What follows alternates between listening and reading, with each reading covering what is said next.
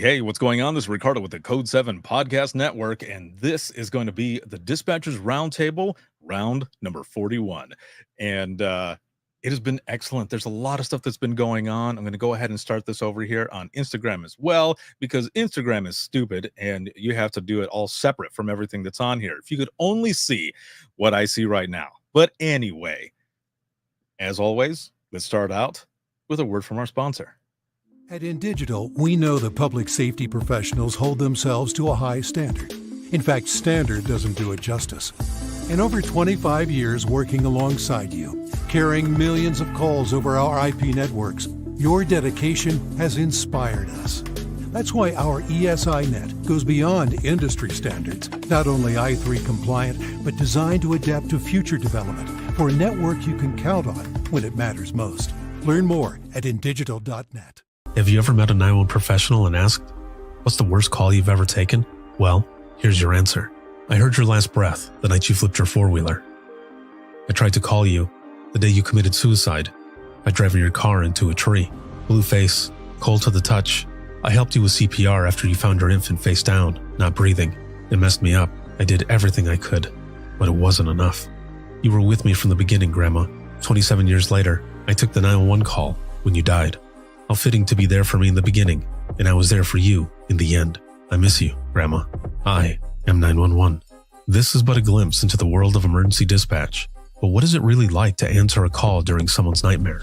What is the impact on the first responder answering the call? From Titletown Publishing, and available on Amazon or where you purchase your favorite books and ebooks. Imagine listening. Your worst day is our everyday. If Within the Trenches has ever taught you something, open your eyes to what it is like to be a 911 dispatcher, or has inspired you to become one, then help support us and join our Patreon. Get exclusive bonus content, one-of-a-kind swag, discounts on merchandise, ad-free early access to new episodes, and much more. To join, please visit patreon.com/WTT podcast.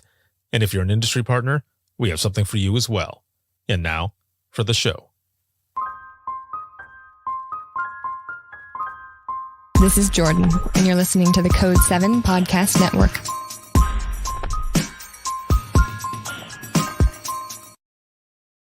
Warning. This episode contains the 3 A's of podcasting: adult content, adult language, and awesomeness. You've been warned. Oh, yeah. Welcome back. Welcome back. Again, this is round 41 of the Dispatchers Roundtable. This live broadcast is sponsored by InDigital, a leader in next-gen core services, and a big shout-out, as always, to subscribers of the podcast, whether you are on Circle, Patreon, Facebook, whatever the hell it is. Thank you very, very much. And especially all of you who are here watching, listening, supporting, and sharing, because I wouldn't be able to do everything it is that I do if it wasn't for all of you. So thank you for the continued support. I appreciate you more than you know. So as I said, this is a new round 41, and we're going to be talking about something that I've mentioned, many times throughout the last few years, and that is the 911 leadership training event out at the Mayan Ranch in Bandera, Texas, that is hosted by the 360 Dispatcher and run by Mr. Joe Serio. So there's a lot of different things that happens there, but we were talking recently and we wanted to come together to have some attendees that have come on and other folks, but also have Joe come on as well and just kind of talk about this unique experience, because honestly, whenever a new round of sessions goes out, it's already sold out, man, like a year before. That's how crazy it is. And awesome. So we wanted to do this and just do it as a round, have panelists come on and everything. And if you have any questions at all, I know a lot of you are probably still at work right now. So if you have any questions or anything, whether you're watching here on Facebook, LinkedIn, YouTube, or X, or over here on this side on Instagram, any questions that you might have, please throw them in the comments. We will answer those as we are going along. But let's go ahead and jump right in, and let's bring up my good friend, Joe Serio. Hey. What is going I like the Fat Albert thing, all right off the bat. Not really what I was going for, but if it works, hey, Hey, man, you know, I dig it. So, welcome, dude. How's it going? it's good. It's every time I promise myself I'm gonna slow down, it doesn't really happen. So it's Yeah, still a little hectic, but why I was gonna say, why even promise that? I Because you know, know it's I not know. gonna happen. It's never gonna happen. You and I end up sending messages to each other, like, "What are you doing?" I don't know, "What are you doing?" Like, "All right." Or I'm out there, like, out in Texas, and we're running around doing a bunch of stuff, and no, it doesn't slow down, but it's all good things, man, that are going on and continue to go on, and you've got a lot of stuff too, and, I'm excited to have you on this round, again, round 41 of the Dispatchers Roundtable to talk about this unique experience. So for those who are watching and listening who might not know who you are, which I don't know how they wouldn't, but those who might not, a little background on yourself, please. A little background. Well, the background that I share are all things that I bring into the ranch and to classes. So first, um, I grew up in a family of 14. I'm the ninth of 12 kids and mom and dad, which obviously, like all of our families, formed a lot of how I see the world, see myself, and all the rest. And if I hadn't grown up in that family, I wouldn't be doing the ranch the way I do it. I wouldn't be doing keynotes the way I do them or my other classes. And that was all formed because it was such a huge group of people that was involved and interested in all kinds of things. We had all kinds of music in the house. We had to stay on our toes constantly, right? So, at the ranch, we do a lot of laughing. There's a lot of joking. There's a lot of banter and back and forth. And a lot of that came from growing up in a big family. You had to stay on your toes. And so when I was in college, I had no idea what I wanted to do. So I opened up the course catalog, shut my eyes, and put my finger down on the page, and it came up with a class about the Soviet Union back in 1983, 84. And so I started studying Russian language. Ended up going to Moscow, lived in Moscow for 6 months, and then I got a job at the University of Illinois at Chicago. And eventually they said, hey, how would you like to go to Moscow to work with law enforcement in the organized crime control department of the Soviet National Police? So I did that for a year. And I started working with cops from about 1987 or so. And I just started going to Moscow all the time. They sent me to Shanghai to do summer study programs in China. So for 6 years in my 20s, I did a triangle from Moscow to Shanghai to Chicago, which was, pretty awesome. Tiananmen Square happened. I couldn't go back to China, so they sent me to London to study terrorism, which was very cool. And but when push comes to shove, it was not really the things I wanted to do. Like, it was great, and I wanted some kind of international life, Mhm. but I never wanted to work at a government agency for 30 years. Like, I'm not that guy. I can't do a 30-year stint in the same agency working 8 to 5 or whatever. I'm not wired for it.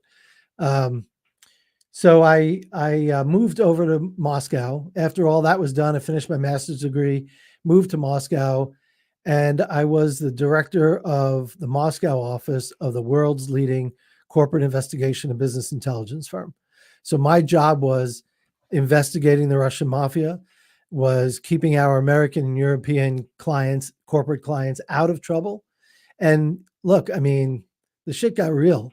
Like the first week I was the director over there, our client, the telecommunications giant Qualcomm, had their 26-year-old employee arrested by the KGB. And my job was to keep tabs on him and to help get him basically out of trouble, out of jail, and out of the country. So it was that kind of thing. It was cool. It was a lot of fun. So it was, look, next to driving a cab in New York City, those two jobs were the most fun I've had. And so I finished my PhD, and I had to make a decision. And look, the decision that we talk about, this very well. It's the kind of decision we talk about at the ranch. It's like, okay, well, what do you love? And what do you want to do? And do you have the nerve to go get that thing, right? So I had to do the same thing. And I was like, okay, I thought I was going to be a professor at a university. And then I had to sit down with a piece of paper and write out all the pros and cons. And I was like, you know what? I don't want to deal with 18, 19-year-olds who come to class in their pajamas and don't do their homework. Right? I don't want to do that. I don't want to deal with politics. I don't want to deal with being assigned to a committee that I have to work with on a topic I can't stand. Like, I don't want to do any of that stuff. Hold on a second. So I decide, okay, what is it that I love to do? I love to read. I love to do research. I love to teach. So I guess I'm going to have to become a speaker, which is what I always wanted to do, except I've never been that person to have no security, right? If I stayed at the university, I would have had security. I would have had tenure. I would have had everything set for the rest of my life. Except the downside was too down for me. So I went out and started speaking, and my first audiences were probation officers, because during the PhD, I was working at the Correctional Management Institute of Texas. And one of the things they did was said, hey, go to this ranch outside San Antonio, because we run a program there every summer on leadership for probation. So I started hosting that program in 2006 at the ranch. And I said, okay, well, this is cool, very interesting, whatever. Then fast forward a couple of years, I left the university and started training probation and cops.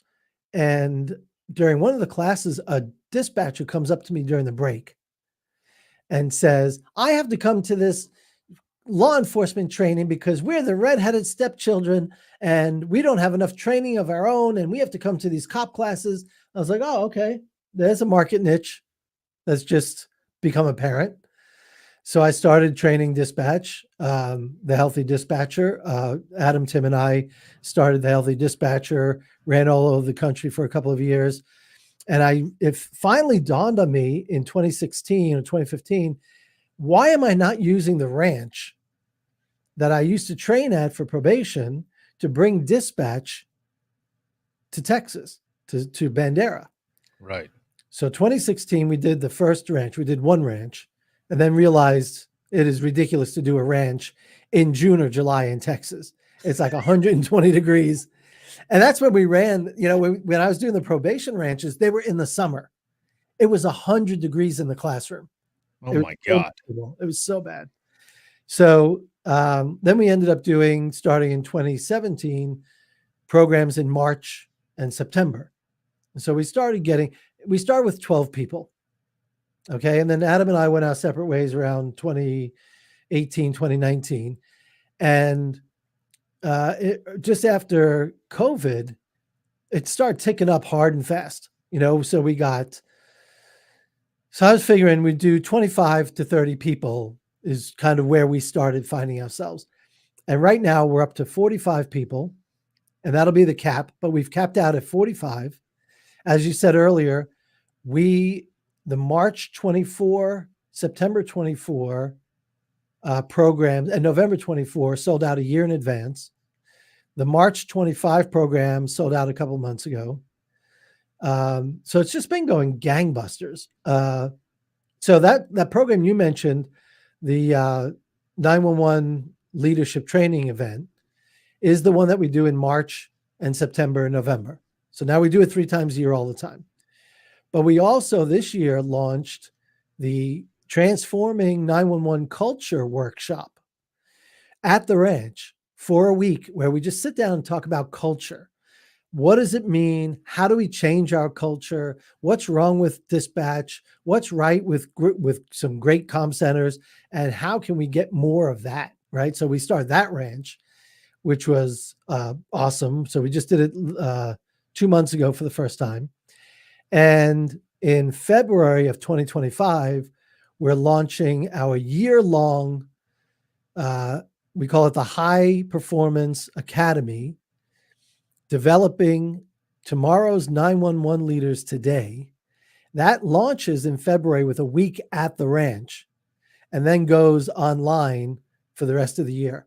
So the ranch has just become such a critical part of reaching people, of what we do, of creating community that has just a ridiculous impact on people. Damn. It's like I said before, it's a unique experience, and I feel blessed and honored to be able to continue to go back. Ever since I was there that first time, I've been going back, closing it out, but meeting so many different people and just learning from each other and seeing how all of these folks end up going from there and doing so many different things. Now, what I want to ask you before we start bringing people up here is, what makes this training event unique? It's not just the being out there and the ranch, but there's so many other things. Like, in your opinion, for those Yep. who are watching and listening, what makes it unique? All right, Ricardo, I've been debating about whether to say this or not. And I'm going to say it, and I mean it, and I'm dead serious. The ranch is where miracles happen. And the miracle has less to do with instructors, has less to do with, all of that. It has to do with the decisions that the participants make about their own lives. They the thing that they find at the ranch is permission to do something different, to change something they may not like about how their life is going or how they show up at work or anything, whatever. We've had relationships break up at the ranch. We've had relationships come together at the ranch. We've had people leave jobs. We have people go for promotions who've always been scared of promotions. We've had people clean out their garage for the first time in 10 years. We've had people lose weight. All kinds of things happen. So here's the thing about the ranch. So people read leadership program, okay? And they're like, okay, well, I'm just got to be sent to another leadership program. And the horses and the occasional armadillo and the peacocks and the deer and we have And the Rams and then the rams and the goats and the live music at the saloon. We have live music 3 nights of the week. All of those things are kind of like the lure, right? That they're the window dressing. And people get excited and they say, oh man, I want to go to the ranch. And what they don't understand is what's about to happen. And invariably, people come up to me at the end of the first day, after we've been through some pretty intense sessions on fear and emotional intelligence and resistance and stress and resilience. But we do it in a way that's highly personal. And the unique thing also, that like you're asking, is it's and this is something people have told me, it's done in a place of caring and safety. And if you can put together in any space, whether it's a house, a home, a family, a classroom, training, a comm center, if you can put together caring and transformation, caring and psychological safety, where if you talk about the worst things that happen to you in your life, the people aren't going to laugh at you. And not only are they not going to laugh at you, they're going to identify and relate with you, and they're going to get the nerve to dig in and say that thing that's on their mind, say that thing that they've never said to anybody else before. And to me, that's what everything, ranch programs, my 6-month supervisor academy, my regular classes, my keynotes, it's all designed around that possibility that you can find something in yourself that either you buried a long time ago or you didn't think was there. And you realize that you can have, you can be, you can answer the question, what's possible for me in my life? And it's just a fun environment to do it in. I fully agree, man. Fully agree. And just so that, we say this in the beginning, basically, when it's going on and throughout the week, is you get out of it what you put in. If you're going in and you're just like, I'm just here, that's what you're going to get out of it. But if you're really putting in, you're going to get a lot out of it. And you mentioned relationships breaking, others coming together and everything, all of these different things. The reason those things are happening is because what happens throughout that week is that people are really confronting themselves in a way and Yeah. learning from each other and facing whatever fear might be there. And that's why a lot of these powerful and maybe hard things happen because people are connecting with themselves. Yeah. Maybe Yeah. someone that they haven't been connected with in a while. Yes. And that happens, man. And that's what I love about being out there because you can see, you can even identify some folks in the beginning who are just kind of like, oh, I'm here. And then, like, even sometimes at the end of the first day, you're like, oh shit, like this is a different person. Like, this is awesome. And everyone just starts to come together. And it always kind of hurts though at the end, right? Because it's Yeah. it's almost like you're going into, let's just say, for example, high school, and you're going in for that first time, and maybe there's people you haven't seen or people you don't know, and you're just like, oh man, what is this going to be like? But then at the end of the week, it's like graduation because now you're like, where do we go from here? Yes. Yeah. And that's, it's kind of an issue. I don't mean in a bad way, but it's a challenge Hmm. because all of a sudden, look, if you learn something, if you know something, you can't unknow it. Now the issue is, are you going to do something about it, or are you going to live knowing that this other thing is out there and you haven't done it, or you're too afraid, or you whatever the thing is, or you Hmm. convinced yourself, oh no, that's not me. I'm not that person. It's like, well, yeah, you are. One of the things that we do, as you know, is on the first night, people all travel. They gather on Monday, and then on Monday night we do a fairly intensive icebreaker so that people are getting comfortable with each other. They're starting to know each other by the time they hit the classroom on Tuesday morning, by the time they hit the saloon on Tuesday night. And then we do kind of low grade, like cell phone karaoke, right? And then on Thursday night, we have live music karaoke. And if people who say, I will never get up and sing, are up there singing.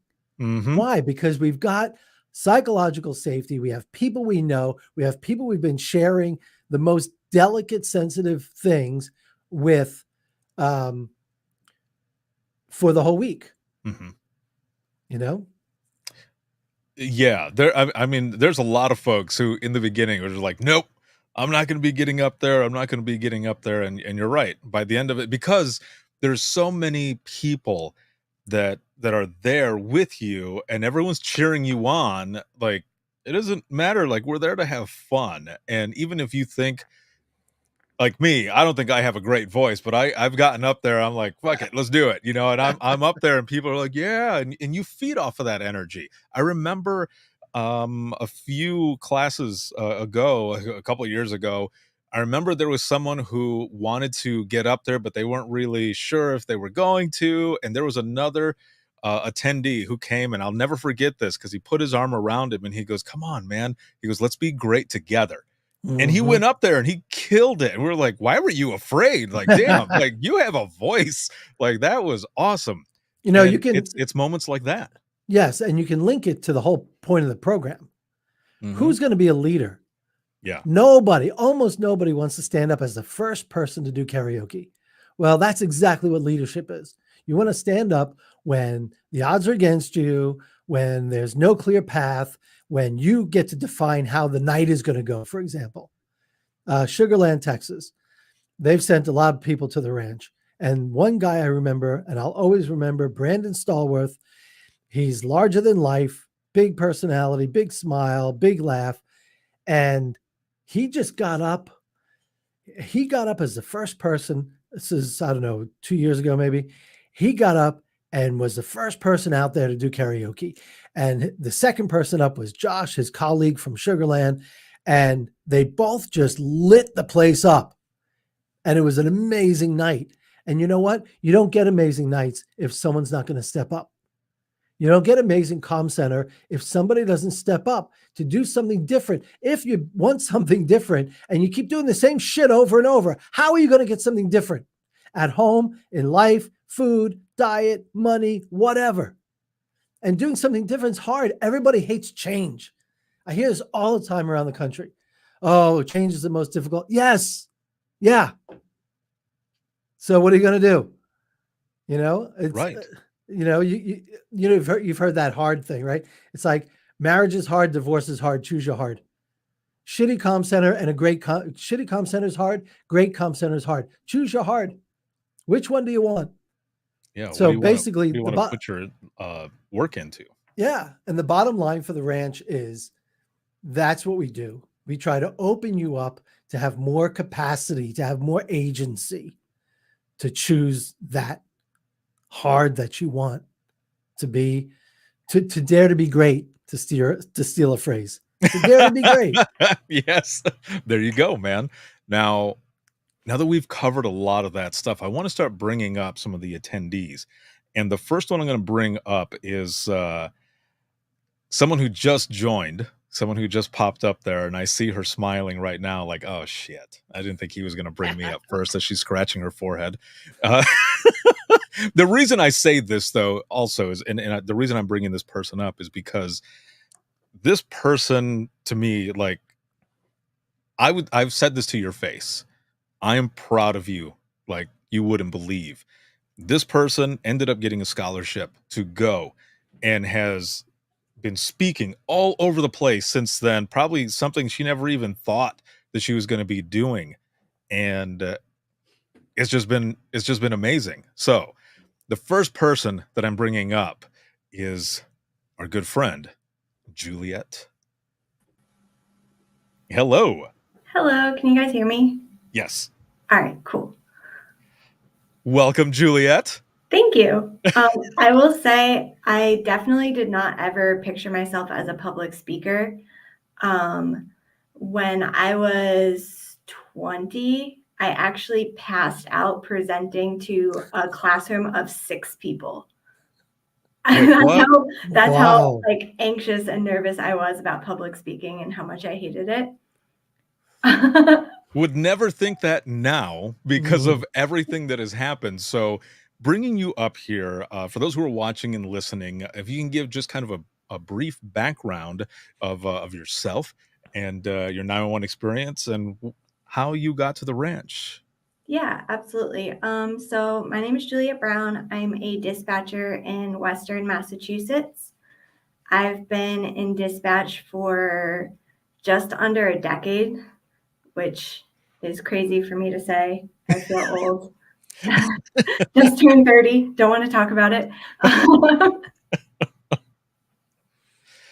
But so in August of 2021, I went to my first national conference, my first conference ever, really. I went to APCO in San Antonio, and I saw a woman that I recognized up on national stage speaking, Ann Camaro from Neshoba Valley. Mm-hmm. And I thought, oh my God, she's from Massachusetts and she's up there speaking. And I remember looking at the friends that I just made at the conference. And I was like, we're going to be up on that stage speaking someday. I can feel it. And they were like, what? I was like, yeah, we can do it. We're going to be up there speaking. And they were like, okay. And then I had applied for the 911 Wonder Woman scholarship shortly after, the fireworks scholarship, which is what brought me to the ranch in March of 2022. And I will say, I agree with Joe. It's definitely where miracles happen. It took that slight thought that I had back in San Antonio in 2021 and really gave me the permission and the tools and the resources to reach that. I started speaking 4 months later, at National NINA on the 911 Wonder Woman panel. And since then, I've now spoken about 15 or 16 times over the last 2 years. And I have 6 confirmed speaking engagements on the back half of this year. So really exciting. Really That's cool. awesome. Amazing. Yeah. And no passing out, right? So No passing out. And Also, last year in 2023, my center had Joe for the 6-month program. Mm-hmm. And I left that program with the thought, I remember looking at my coworker, and the last day he had us write down a long-term goal. And I remember looking at my coworker and I'm like, should I write it down? And he was like, write what down? And I was like, what I'm afraid to write. And he was like, yes. So my coworker Av was like, write Yeah. it down. And it was to run a marathon by 2025. So over the past year, I was only planning on running 2 half marathons a year, and I've surpassed that, almost doubled it, and I've run 6 half marathons with a full steam ahead, ready to train for a marathon for next year. So I left Nice. both programs with really cool goals that I've worked to achieve. Very cool. Yes. Well done, my friend. Well done. And so just to kind of speak on your experience there that week at the ranch. I mean, what was that like when you were going into it? Because we had all met up, you and Sarah and I at the airport and everything. I mean, we were late that first night. We went to Whataburger super late, which I paid for later because I'm old and I have acid reflux, so that sucked. But either way, uh, it was a great experience, meeting up with you there and stuff, and then just the rest of the week. And the other thing too that was awesome about you is the fact that there were a couple days there where you weren't feeling that great, but you were pushing through, man, and you learned so much. But other than those pieces, like, what was that experience like for you? Yeah. So I actually went there with bronchitis, and I remember it was March of 2022, and I'm getting on the plane, and you still have to wear masks, and I'm like, don't cough, don't cough, don't cough. I gotta make it through security. Oh man. So yeah, some days I just did not feel well because of that. But no, it was a great program. I previously was extremely shy with like a secret social butterfly side. And I feel like the week at the ranch really broke that out of me. I remember the first day when we were doing icebreakers, I was like, oh my God, I'm going to have to talk to these people. I don't like to talk to, like, I previously did not like to talk to strangers or really open up at all. But working with everybody and having good conversation and having the environment where we talk about uncomfortable things, but to work towards a solution really had everybody open up. And by the end of the program, I was laughing and joking with everybody and having a great time. And I think you have some news about what you're doing this September. Yes. So I'm actually coming back as a ranch instructor for the September leadership program. So that's really exciting. Yeah. Awesome. That is really, really cool, man. That you're, like you said, coming back as an instructor. There's a lot of folks that, we've heard there at the end. They're like, man, I would love to come back. And you are doing that. That's going to be awesome. Yeah, it's great. Looking forward to it. Yes. Me too. Yes. Looking forward to karaoke. Yeah, that as well. I didn't do karaoke last time, but maybe you guys can you're crack going that to do shell it this open time. this time. Yeah. Step by Now step. that I said it in recording, it's going to have to happen. One step at a time. That's how this works. That's right. Yes, exactly. You move from the half marathon to the marathon. That's all. Well, so we're going to keep you up. Everybody that we're bringing up, we're going to keep everyone up here on the screen and such. So we're going to move on to our next person here. And I'm looking down. I can see some people looking at their camera. One person was just looking down. So I'm going to go for that person who was just looking down. And Corinne, hello. Hello. You caught me. I know. Yes. Usually, if someone is like making eye contact, that's how it usually goes, especially when you're in a training class or something. Like, damn it, don't make eye contact. They're going to call on you. But, The old teacher you know, rule. yeah, exactly. I mean, I wanted to go with you first either way. Sure, now you say it. I get it. I know. So welcome. And if you could state your name, a little brief background on your 911 history and such, and then we'll jump into your experience as well for the ranch. Yeah, absolutely. So I'm Corinne Switek. I've been in the 911 industry for a little bit longer, 23, 4 years. So I've been around, so I've seen some things, got some experience. So my center is located just outside of Chicago in the suburban area. So all right, here I am. Well, excellent. And so, your ranch experience, what was that like for you? Eye-opening and amazing. It was great. So I think the really cool thing for me was like there was that trepidation, right? So I was looking at it the year before and I had that like, nah, I don't think I want to do it. So I backed out, right? And it was that, nah, I'm not ready for it. So I think there was that culmination of this was really the right time. Mm-hmm. And so everything does kind of come full circle. And I remember very vividly, and I actually took video of myself coming down that long path as you're going over the creek and like you're coming into this nothingness, right? So like there's nothing around and there's a sign like, and it said like horse crossing. And I'm like, are you kidding? Horse crossing? Like what? Like, and there's nothing around. And, I stayed in Austin like the night before and I'm like, this is cool. Like I'm going to get a cool break. And then I come down here and there's nothing. And I'm like thinking to myself, what have I gotten myself into? Like, so I just so vividly remember it. And then I'm like, I see the sign about hospitality and I'm like, oh no, this is not going to be what I need. And then I'll never forget the first thing I said to Joe that first night after the icebreakers. And, we talked for a minute and I'm like, yeah, I came down here on my own. I wanted to see what it was like. He's like, okay, so you guys are going to send people back down here? And I said to him like, well, if you're any good. Oh, dude. Who says that?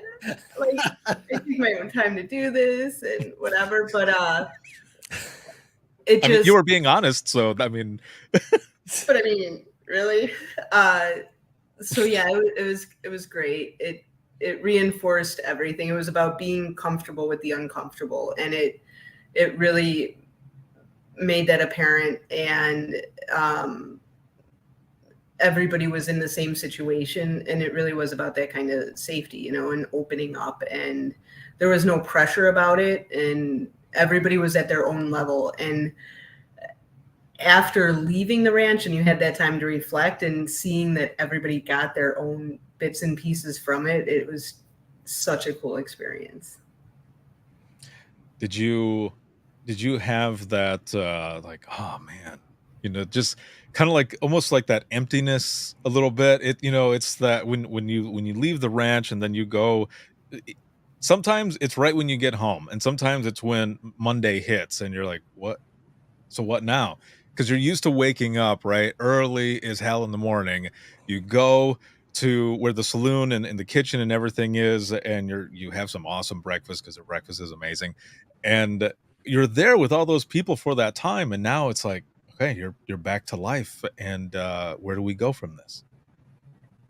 Yeah, it was a lot of it was how do you carry that energy?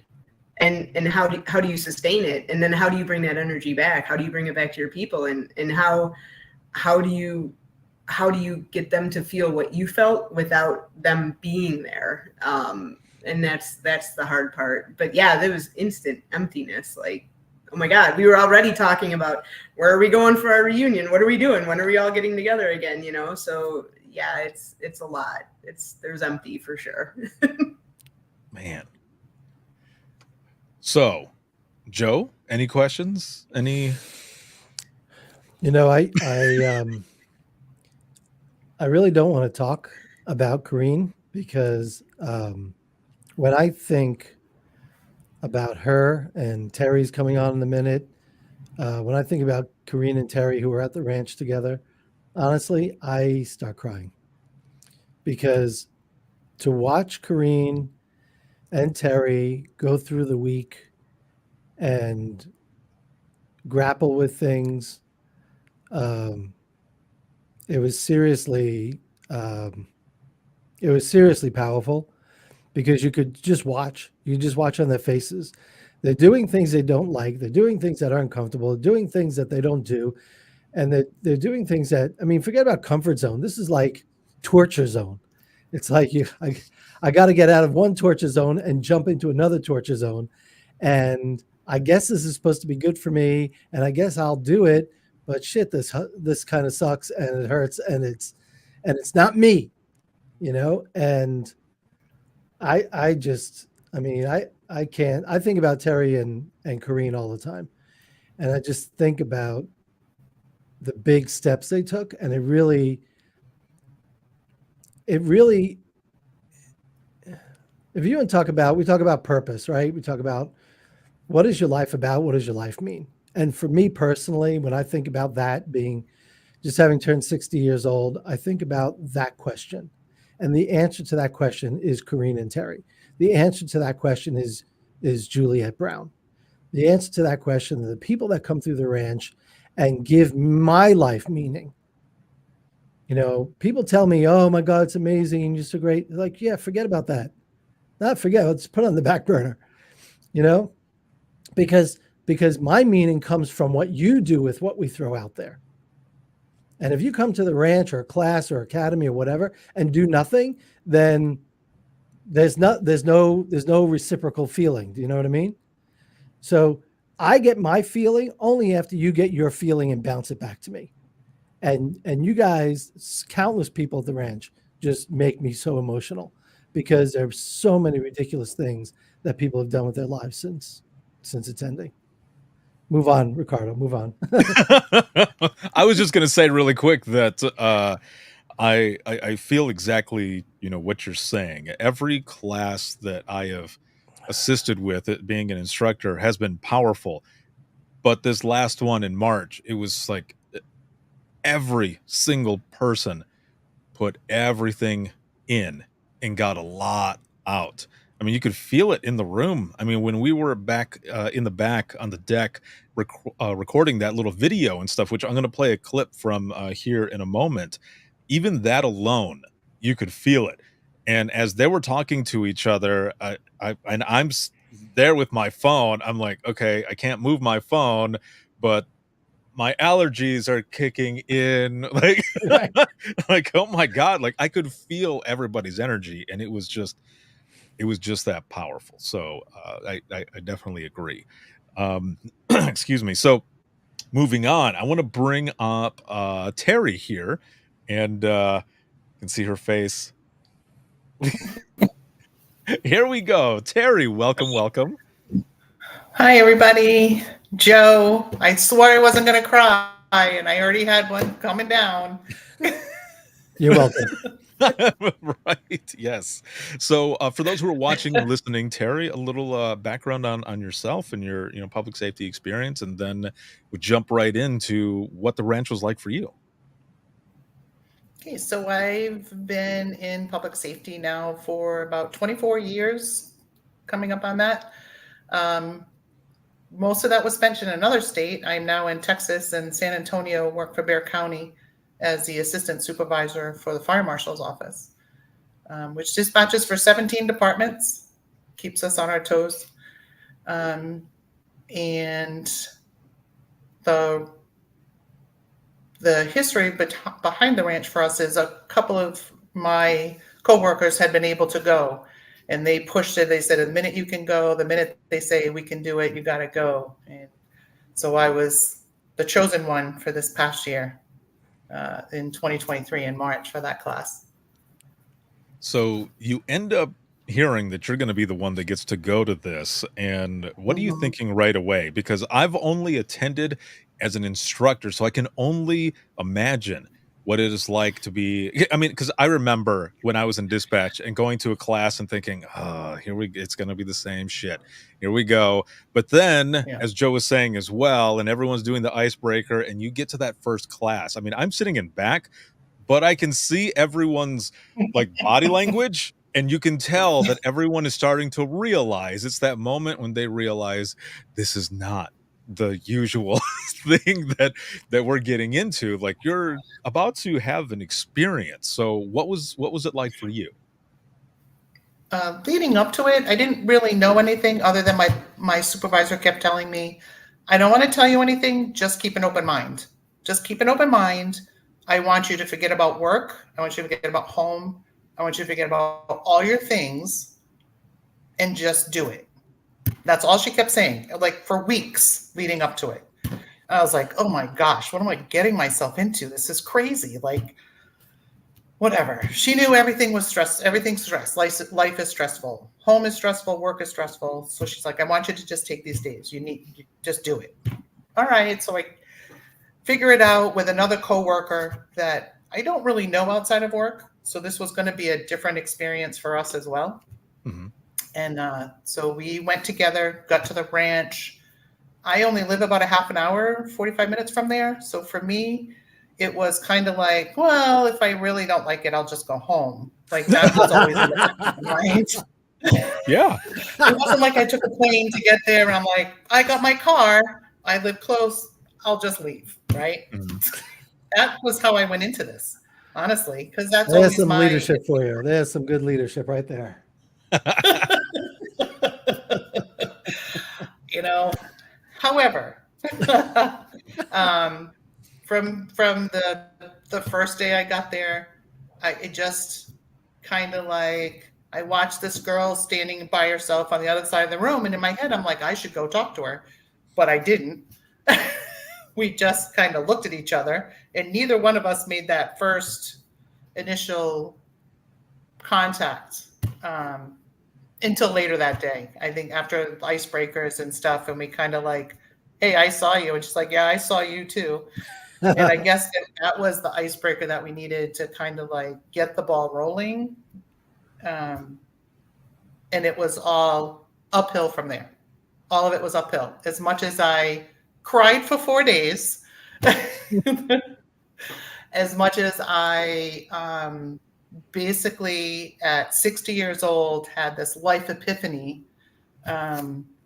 because of everyone I met and the leadership classes that were held and the thought processes that went through completely has given me something that I never thought I'd have at this stage in my life. Damn. That is Thanks, amazing Joe. right there.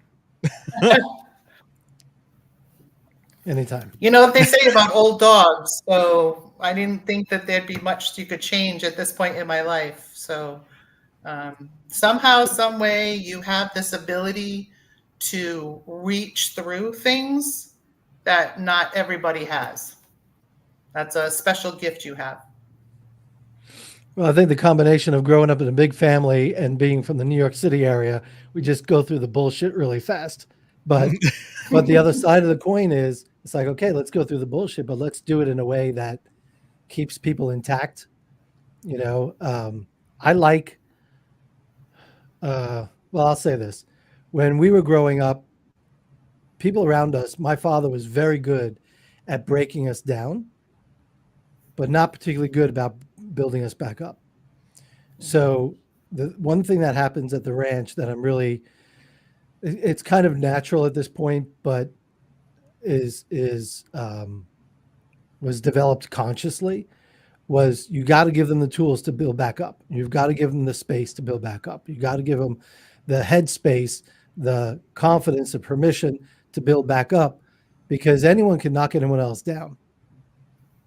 But if you actually honestly, sincerely, authentically know and believe that the people in front of you can do different and more than what they're doing, that is actually going to astound them if they get the nerve to do it, then that's what we're there for. That's what the ranch is about.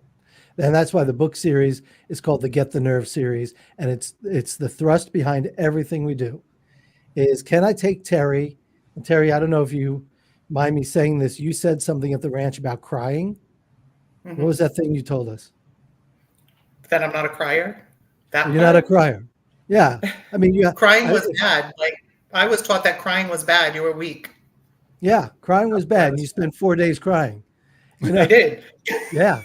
And that's what I want. The other thing with Corrine was we were doing an exercise with one of the instructors saying a word. I think would it start with your initial or something.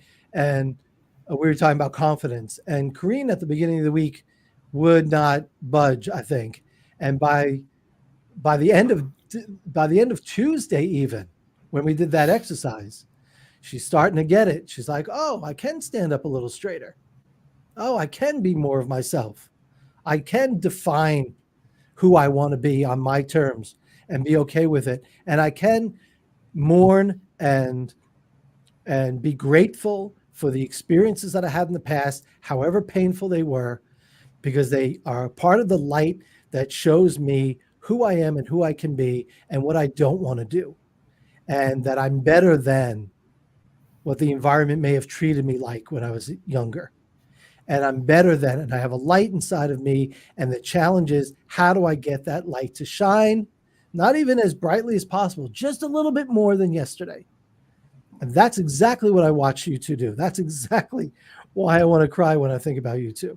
You're so amazing. It was such an amazing week. Damn. It was very good. And I talked to the both of you while we were there. Corrine, I had a conversation with you, with Hank as well, our buddy Hank Hunt, and we were talking and stuff. And I remember we were sitting there and you go, here I go again. You're like, I don't do this shit. And here I go again. And I'm like, it's all right. Like, this is a good thing. And honestly, I can't remember exactly what it was we were talking about, but it was a powerful moment. And we were just like, we're here with you. Like, no worries. You know, that's what all of this is about. And I think at one point you asked me, like, so what are we going to be doing in your class? And I was like, well, kind of what you're doing now. You might do. I said, because it's a peer support session. It's like group therapy, man. So we jumped into that. And again, that was really powerful as well. Now I want to bring up our last guest here. And then there's a clip that I want to play that I was mentioning, but I'm going to play that after we've spoken to Tyler. So our next one here.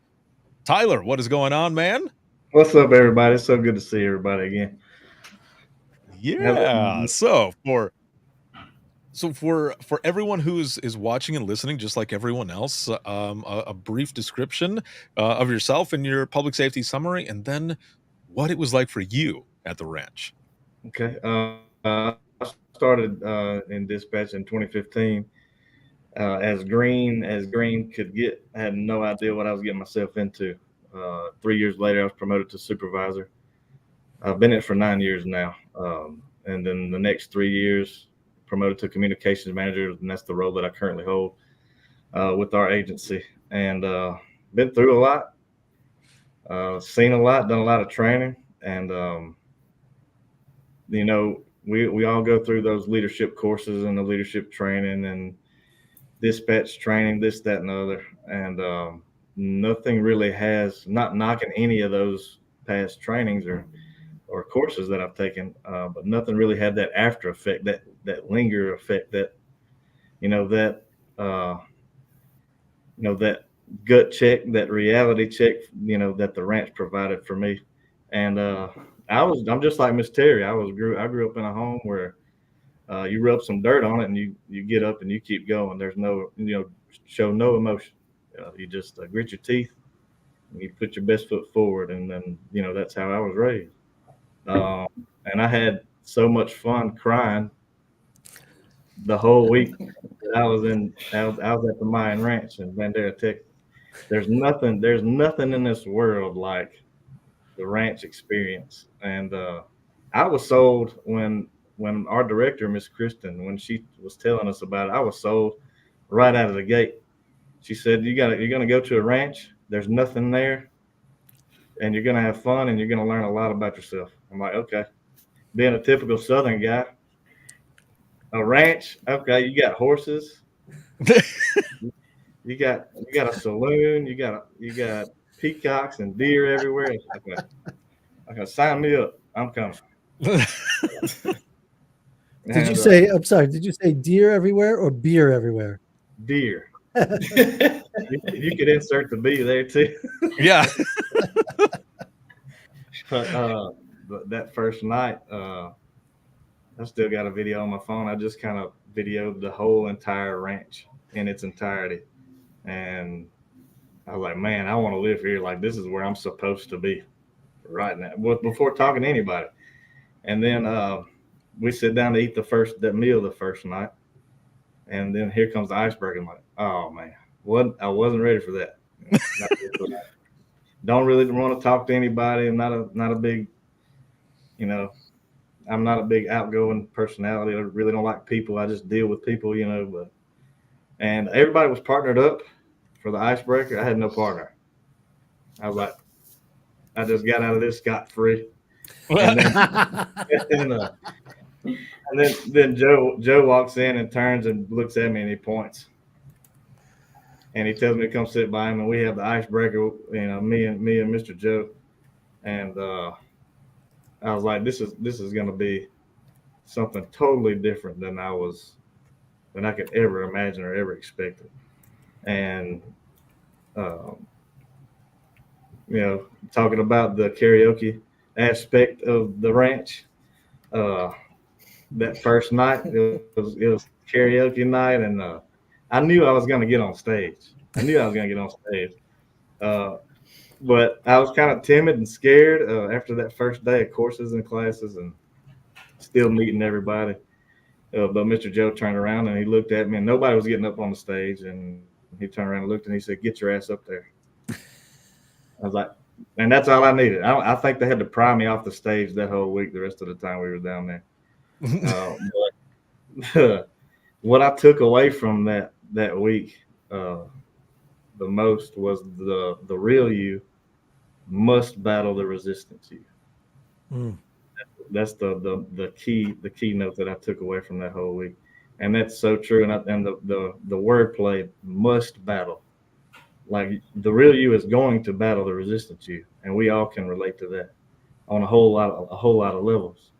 But that was a real gut check moment for me, and it's something that I'm still dealing with. But it gives you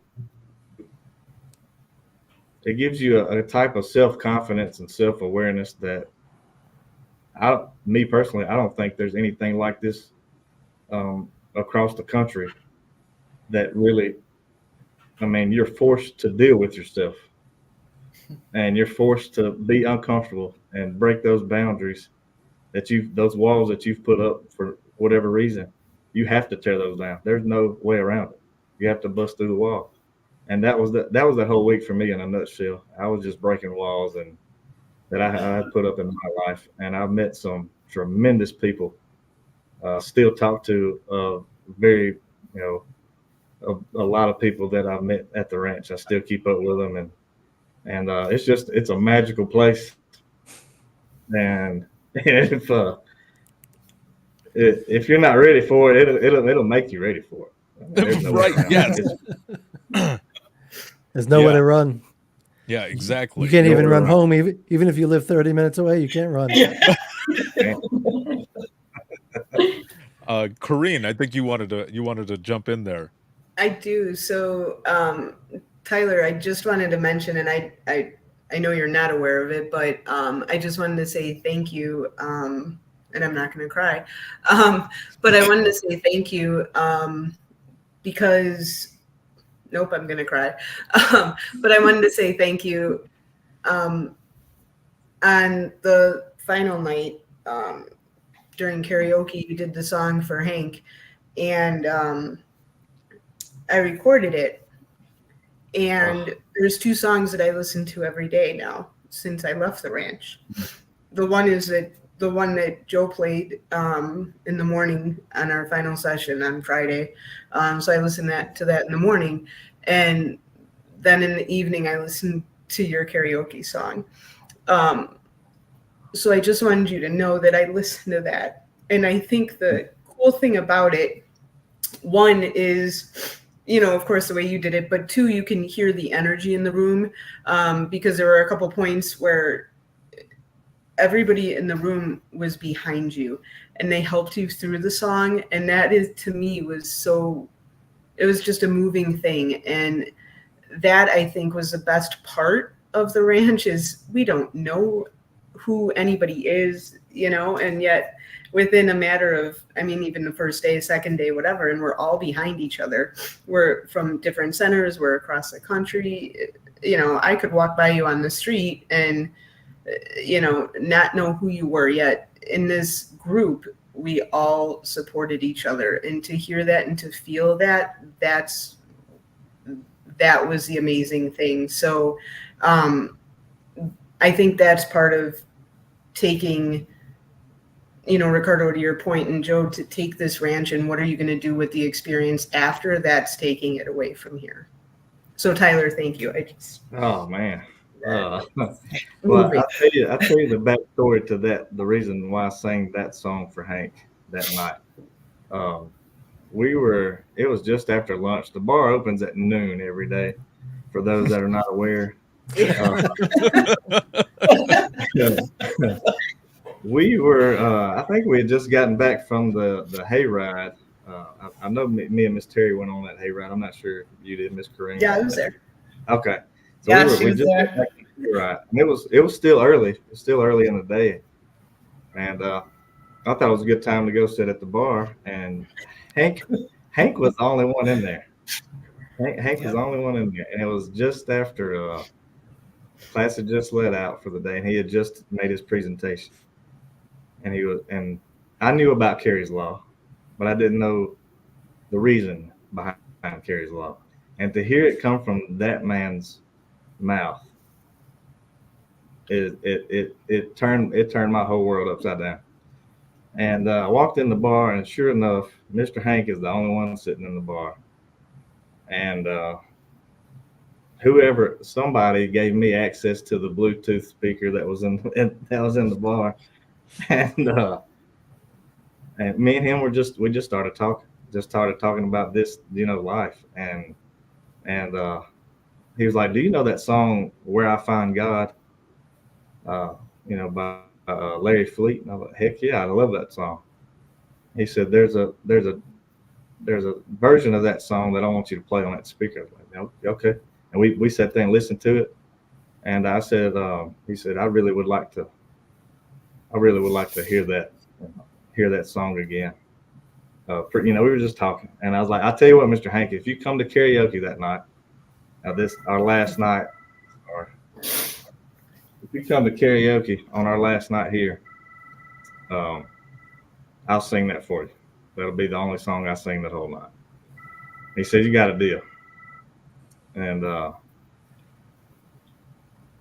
there's a verse in that song that talks about hearing her heartbeat. And all I could think about was this grown man's daughter. Yeah. And the reason, and all those conversations from that week and meeting all these great people just came full surface, full scale, right back and just hit me in my face. And I look up and I just see everybody, tear rolling down everybody's face. And it was just a wild experience, and I'll never forget it. And it's one that, like I said, I wish I could just live down there. And I've met so many amazing people, and I'll never take it for granted the rest of my life. My experience at the ranch.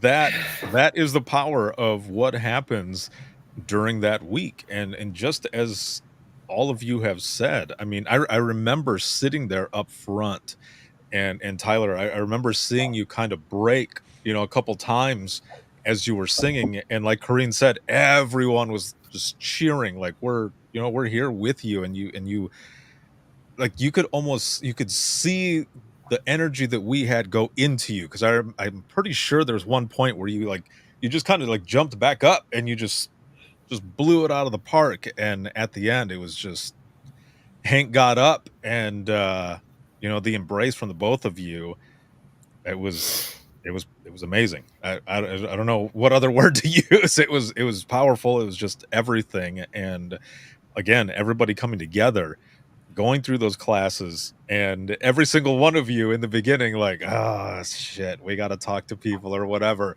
But it was just, it happened. Like everyone started clicking with each other right away. And and whether it be conferences or other things, a lot of times people end up going off with their own folks and they're gone. They're not participating in anything else. And at the ranch, every single person is there living through everything. I mean, hell, there was a bunch of us there that got choked out by a snake. And no, we didn't get choked out. I joke. What I found out, yeah, the snake, because it slithers, it feels like it's choking you, but it's really not choking you. I don't know. I know it got pretty tight.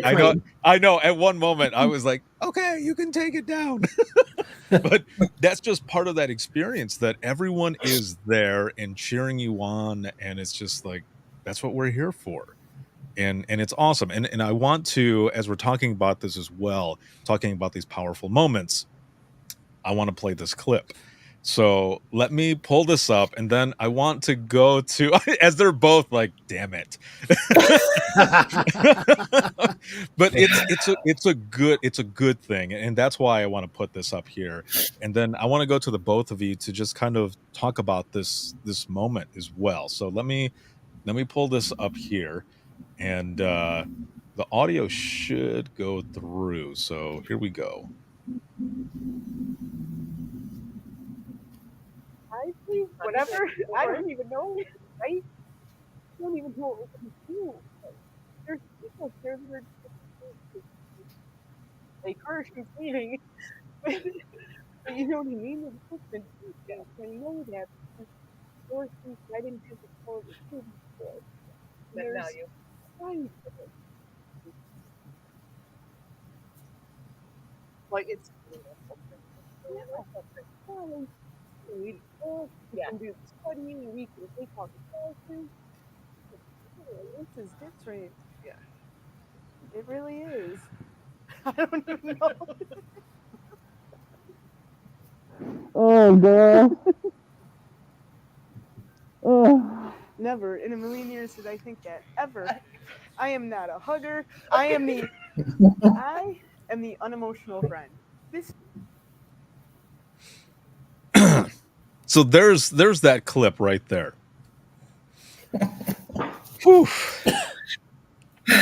Damn, what a moment. And that's just a few seconds of and I'm going to be posting this. I've got just a couple pieces to edit on the full video, but I'm going to be putting it up because the both of you have this conversation, and I mic'd you both up, and I was like, basically gave you, just kind of talk about your experience and everything, and the both of you were kind of standing there like, how do you want to start this? And then bam, that's how it starts right there. That's the beginning of an 8.5 minute conversation, and you just both just left it all out on the floor, man. Like you just started talking. So I mean, just I guess some comments from the both of you, like that moment, even seeing it again, like how does it make you feel?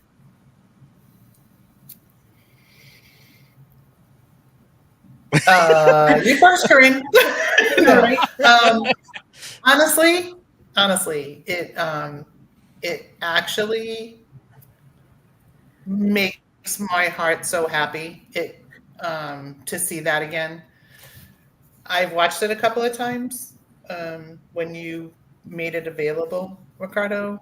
And some of it was really hard because, like we've said, I am maybe not I'm not a hugger. I'm not a crier. Those were not things that my single mom thought would make me survive. So those were things that you didn't do. Those were for the weak. So for me that's how I've gone through my life. And I've had lots of friends. I've had 2 husbands, and that's just how I made my life work. Since this experience, I saw this girl. I don't know why. There was just a connection with Kareen that I don't know what it was. It was something that I saw her and I saw myself in her. I literally could look at her and see myself. And it was odd and it was weird. And then we'd go to class and we'd be at different tables and I'd look at her and I'd catch her glance at me. And I don't know what it was, but there was something that in that moment of our fear, which day one, that's what we talked about, was fear. I think I could see that. And it was the first time that I was able to see myself in someone else. And it brought out, it just kind of like, it made this flower blossom. It made this wall fall down. It made, it actually changed me. It changed me, I think, for the better going forward by bringing some of that out and bringing that out to my attention. I'm forever grateful for having that whatever that eye connection was that we had. I'm forever grateful for that with you, Kareen. Wow.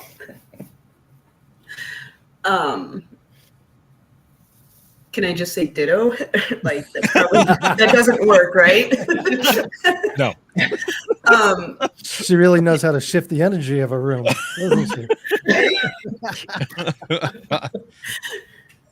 Yeah, so when I get nervous, I tend to try and turn into a comedian, and that doesn't work either. You know, what's funny though is like there were so many times that I remember in class, like, because the other cool thing about class is like the way the tables were set up, and I don't want to give too much away, but it was always like this thing of like, where am I going to be, right?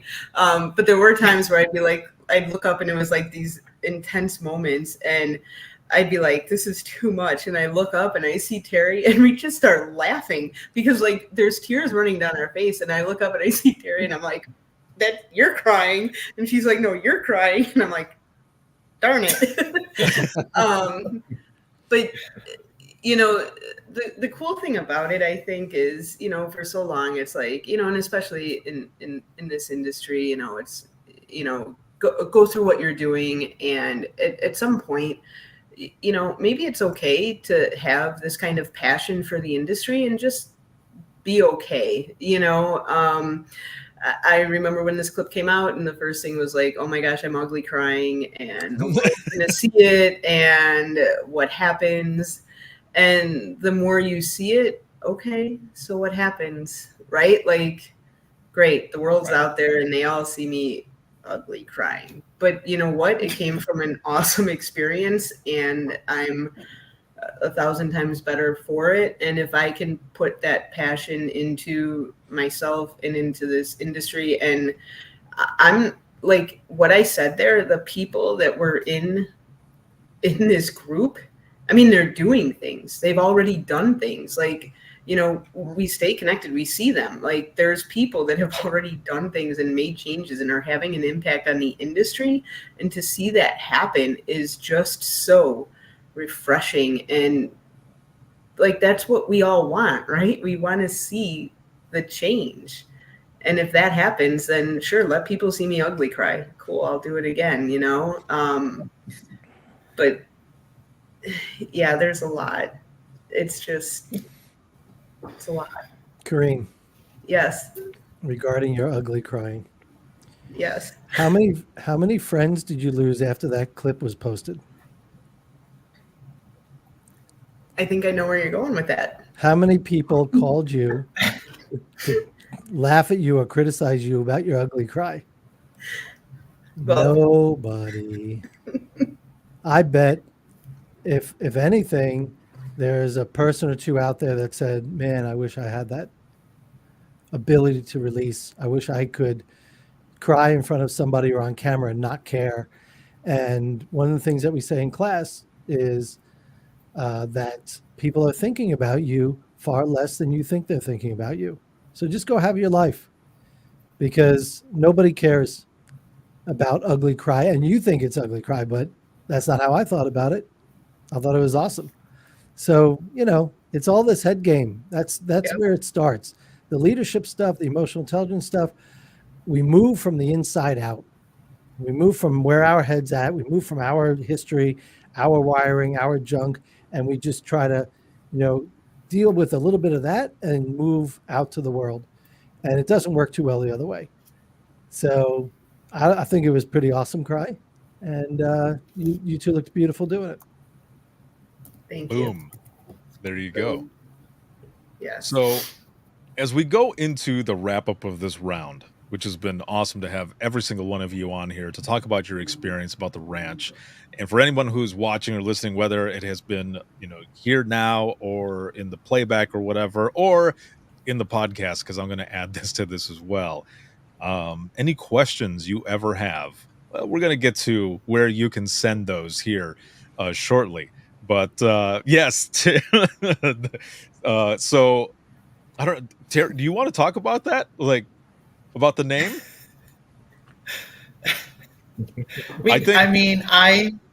I don't I'm trying to remember the specific question that Joe asked the class. Yes. As a group. And the question was basically, how many of you think you're a loser? Was in that general term. That's what I remember. And every single solitary person in the class raised their hand. Like, there wasn't a single person that didn't raise their hand. And it left Joe speechless for just a minute. But I can't remember the context of it, but I just remember that everybody, like, he was like, how many of you really think you're a loser? Like, really think you're a loser? And everybody just was like, yep, everybody. That would be me. Yes. And so every ranch, every group ends up having like a private group on social media and such, and they all get a name. And this was it was like the Losers, right? The Losers Ranch or the Losers Ranch group or something like that. Yeah, we became the Losers. Yes.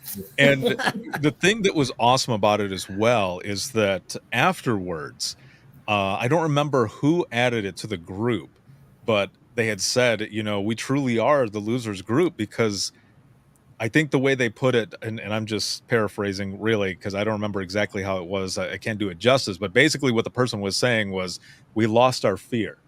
We lost, all of these other things that were plaguing us in the beginning. Those were all the things that we lost, and then we gained so much and came together as one. And I remember reading it. I was like, hell yeah! It's like, that's exactly what that was about. So that was awesome to see that. So again, as we're going into the wrap up of this and all, for each one of you, because I'm going to ask you this question, I'm going to drop your window down, but please hang tight, because I'm going to come back with you shortly after that when we go off air. But I just want to ask each one of you, for those who are watching and listening, what would you say to those who might be thinking about coming to the ranch? Juliet, let's start with you. Wow, just give me no time to think about it, Ricardo. I know, I'm sorry. I could have gone to Joe, but he's going to be the last one on here with me. So we'll jump to you, Juliet. No, I would say just do it. Go with an open heart, an open mind. Don't be afraid to get out of that comfort zone and, be awkward and weird and show everybody who you truly are. I just think back to Kareen and talking about the crying and stuff. And I feel like a lot of people, when you feel like you're ugly crying, they see it as strength and the ability to actually share and express your emotions. So you think at the ranch at first that like people are looking at you and judging you, and reality they're thinking about how strong you are. So if you go with that and try to rip the fear band-aid off, it will be a great experience. Nice. Very well said. Yes. And I look forward to instructing with you side by side. I'm very excited for that. Yeah. It's also really quick. It's also kind of wild that like listening to the three of them talk, they all went at the same time, I went 2 years prior, and every single thing that they talked about brought up a memory of the same emotion, but with different details. So it's not like they just had that one outstanding ranch and nobody else had that experience. Like, we all have that experience, but with different details if you put in the work. Hell yes. Yeah. Very well put. Well, thank you, Juliet. I'm going to drop your window down, but hang tight because I'll be back with you here in a moment. And then Tyler, same thing. For anyone who might be on the fence or thinking about going to the ranch, what is some advice that you have for them? If you don't have it all figured out, go to the ranch. If you're scared to meet new people, go to the ranch. If you're scared to get in front of the class, go to the ranch. If you're scared to take the next step in your life, go to the ranch.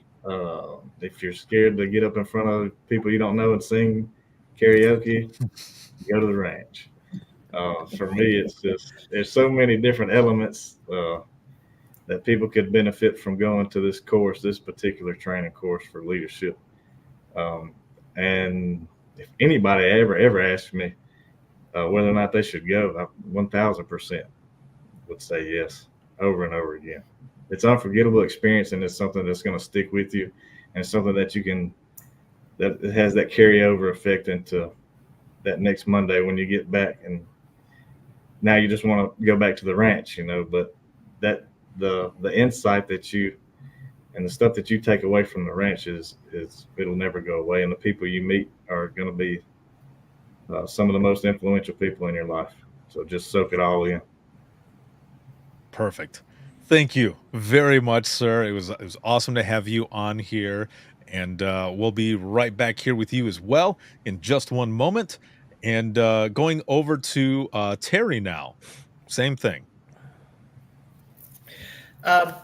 Yeah, basically all of the same things that they both said, both Juliet and Tyler, but basically just go and have someone else drive so that you can't leave. Like, don't be the one with the car so that you can't leave when you get uncomfortable. If you tend to do that, make sure you have someone else bring you and just stick it out, because it's going to be worth it. It's going to be worth it in the end. Just go and do and participate, and as awful as it was at first, participate in all the activities. From the minute they sit you with people you don't know and make you talk about things you don't want to talk about, just do all those things, and it will make a difference in your life. Awesome. Thank you again very, very much. And I'll be right back here with you as well. And then Corrine, wrapping it up, same question. What are your thoughts? Yeah, it's an experience not to be missed. Absolutely. To answer that, Joe, if it's going to be good, it was good. It's worth it. Do it. Be uncomfortable and take that step. Everybody is just as uncomfortable as you are, and you never realize the impact that you have on other people. And while you're there being concerned about yourself, you're making a difference to everybody else. And that's exactly what we're all here to do. And it's amazing that we put that many people in the room and we're all there. And, there's people that they don't realize the impact that they had on me, and they will continue to have, just like everybody just said, they will continue to impact me. Tyler had no idea that I still listen to that song every day, and I do. It's that kind of an experience. And we didn't even talk about the animals. But yeah, absolutely. It's not to be missed. It's absolutely personal leadership. It's about the person on the inside and being able to make that difference that you want to make. Perfect. Thank you. Yes, thank you so very much. And we'll be right back here with you as well. And Joe, my friend, your thoughts. So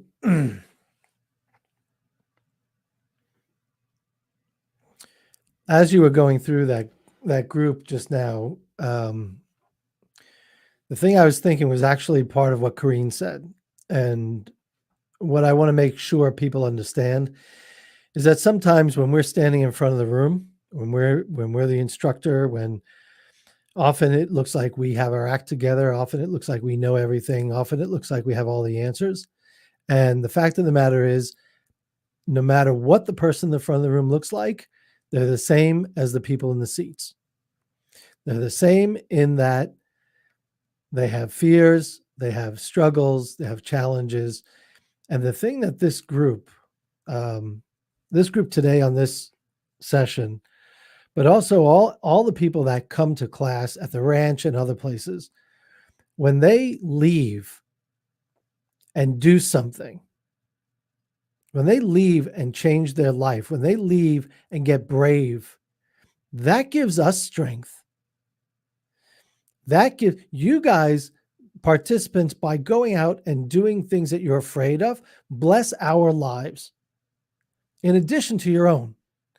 And participants may not realize that, and they may not understand that on some level, you feed back to us and we're reminded, oh, we are doing some good, because we don't get feedback from everybody, obviously. So it's hard to remember sometimes, why am I doing this? Who's getting benefit out of this? And when you go into that space, you're like, okay, well, I'm just doing this again. It's like, no, people are out there changing big things about their lives. And when you go do something about your life, and especially when you tell it back to the instructor, to whoever your teacher from third grade, whatever it is, that is crazy powerful, because we also have our doubts and we also have our fears, and we also either are in the process of going through something, or we went through the same things that you did, and we can acknowledge ourselves that we've come so far. Like Juliette Brown, her story, I'm thinking a minute ago about when I was her age, when she started this ranch thing and all. I guess she was about 25, 27 years old. And at that age, I was absolutely petrified of public speaking, petrified.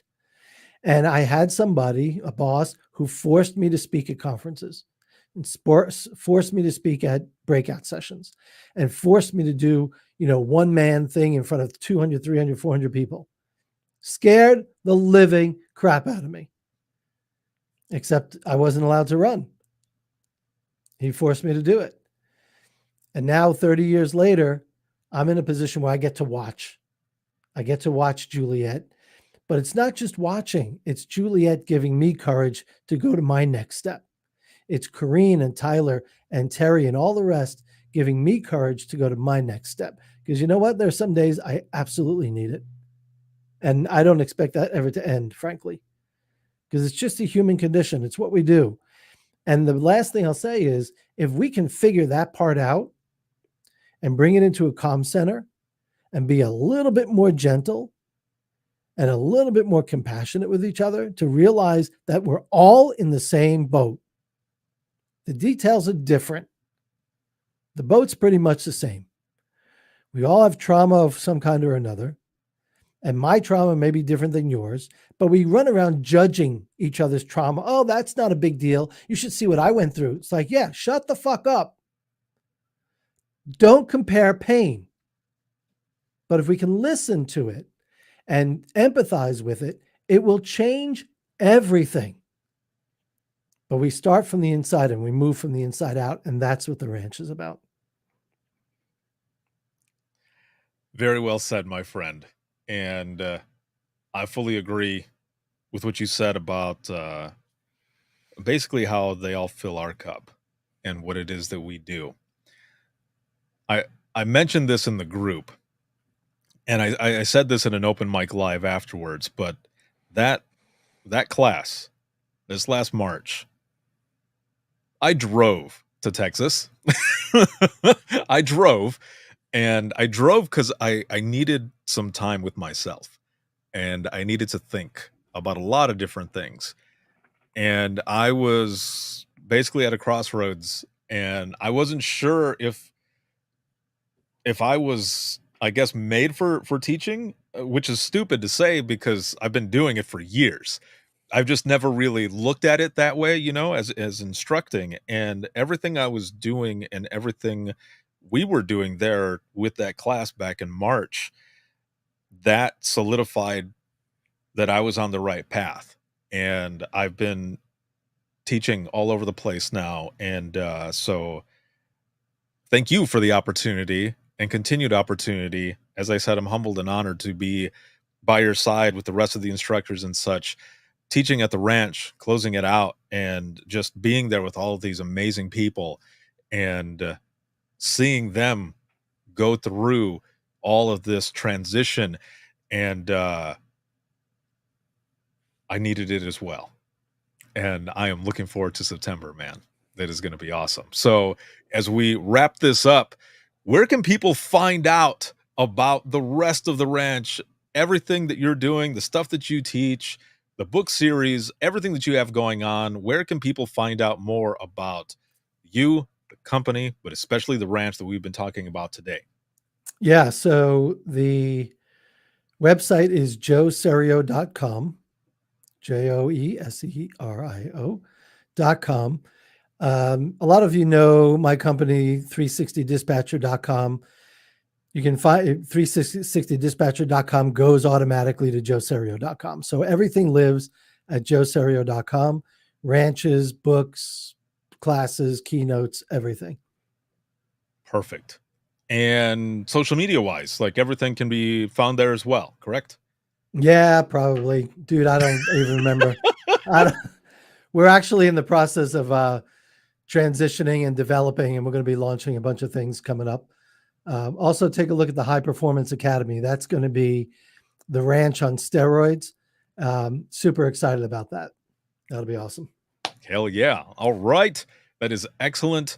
And we are wrapping all of this up. So I'll be right back here with you, my friend, in just one moment. And for everyone who is watching and listening, thank you so very much for being here, being part of this round. Again, any questions or anything, you can send them. You can go to joeserio.com, or if you have any other questions or anything that I can assist with, you can send something to me as well.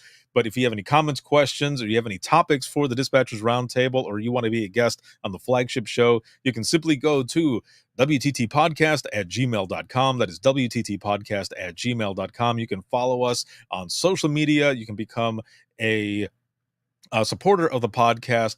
The easiest way to do that is to go to links.co/WTT podcast. And that's links with 2 i's.co/WTT podcast. And you'll find everything there: email, social media, latest episode, where to purchase Imagine Listening Volume 2. I'll have an announcement for that coming out soon, but I'm going to be self-publishing it, and it is going to be amazing. I am so excited for it, so make sure to watch out for that. And soon, I will be republishing book number 1 of Imagine Listening, Your Worst Day is Our Everyday. Brought to you by Within the Trenches Media and Code 7 Traffic, LLC. Damn, I'm excited for that. So just wait for that. And you can also be a guest by simply going to that same website, links.co/WTT podcast. There's a button there that you can sign up, and I would love to share your story. I've been doing this for over a decade. It is my passion, and I thank you all for the trust in sharing your stories for over a decade now to the world. Literally the world. Your stories have been changing people's lives and opening the eyes of millions to what it is that you do on a daily basis as the most vital piece of public safety. So check me out there. This can be seen on Facebook, LinkedIn Live, YouTube, X, as well as Instagram. And then you can listen to the flagship show 24/7 on Apple Podcasts, iHeartRadio, Spotify, your favorite podcasting app, and withinthetrenches.net. This has been sponsored by InDigital, Leader Next Gen Core Services, and I will see you all in the next one.